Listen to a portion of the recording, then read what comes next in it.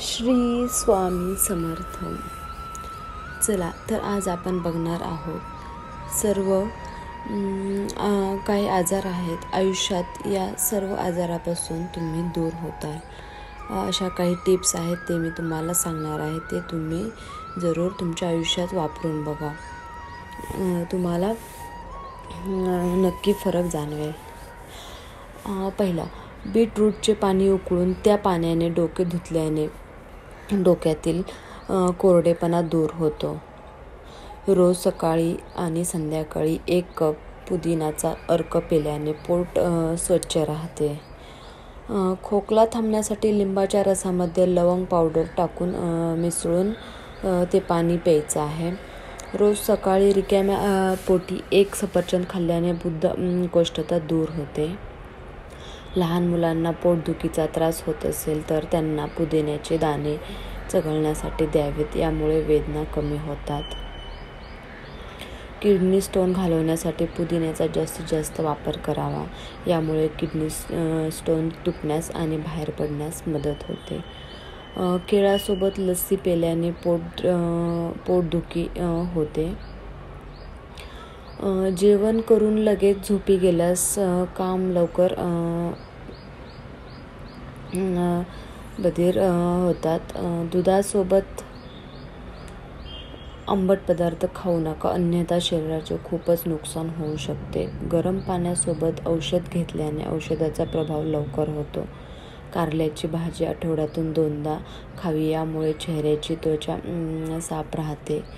पाय आणि अंग दुखत असेल तर गरम पाण्याने अंघोळ करावी, हा उपाय त्यावर उत्तम आहे. आवाज कमी झाल्यास आल्याचा रस आणि मध एकत्र करून खावे. जेवणानंतर अर्धा चमचा बडीशेप घेतल्याने दृष्टी सुधारते. रात्री झोपण्यापूर्वी उशीवर किंवा कपड्यावर गुलाबाचा परफ्यूम किंवा कोणत्याही सुगंध लावा, यामुळे चांगली झोप लागते. देशी तूप गरम करून खाल्ल्याने शरीरातील सूज आणि वेदना दूर होतात. लहान मुलांच्या पोटातील जंत दूर करण्यासाठी कलोंजी पाण्यात उकळून त्याचा वापर करावा. डार्क चॉकलेट खाल्ल्याने शरीराला अँटीऑक्सिडंट मिळतात आणि घसा दुखीपासून आराम मिळतो. दिवसातून 2 काकड्या खाल्ल्याने लठ्ठपणा झपाट्याने कमी होतो. लसणाच्या रसात मीठ मिसळून पिल्याने पोटदुखी नाहीशी होते.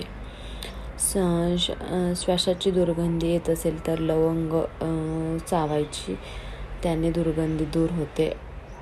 कानात पाणी गेल्यास तोंडावर हात ठेवून जोरात फुंक मारायची, कानातून पाणी बाहेर पडेल. ॲसिडिटीची समस्या होत असेल तर दररोज अद्रकाचा तुकडा खावा, ही समस्या दूर होते. कांद्याचा रस काढून चेहऱ्यावर लावा, चेहऱ्यावरील डाग आणि धब्बे निघून जातील. आंबट गोड माणसाला लवकर वृद्धी करतात, हे पाठीसाठी हानिकारक आहे. हरभरा आणि जवस आणि मक्याचे पीठ मिसळून खाल्ल्याने साखर नियंत्रित राहते. पेरू खाल्ल्यानंतर लगेच पाणी पिऊ नये, कारण याने सर्दी, खोकला किंवा घसा दुखण्याची शक्यता आहे. तुम्हाला सदैव तरुण राहायचे असेल तर जेव्हाही तुम्हाला राग येईल तेव्हा तो पचवा, कारण त्या व्यक्तीला खूप राग येतो, चेहऱ्यावर वृद्धत्वाची चिन्हे दिसू लागतात. हिरवी मिरची जेवणासोबत खावे, यामुळे दृष्टी तीक्ष्ण होते. टरबूज आपल्याला हाडे कमकुवत करणाऱ्या आजारापासून दूर होते. मुळ्याचा रस हप्त्यातून 1 ते 2दा पिल्याने पित्ताचा खडे बनणे थांबते. लवंग थंड वातावरणात खावे, कारण याचा प्रभाव गरम आहे. केशर मिसळून गरम दूध पिल्याने छातीतील कफ निघून जातो. तर असे हे काही उपाय आहेत, हे तुम्ही करून बघा, तुम्हाला चांगला अनुभव येईल.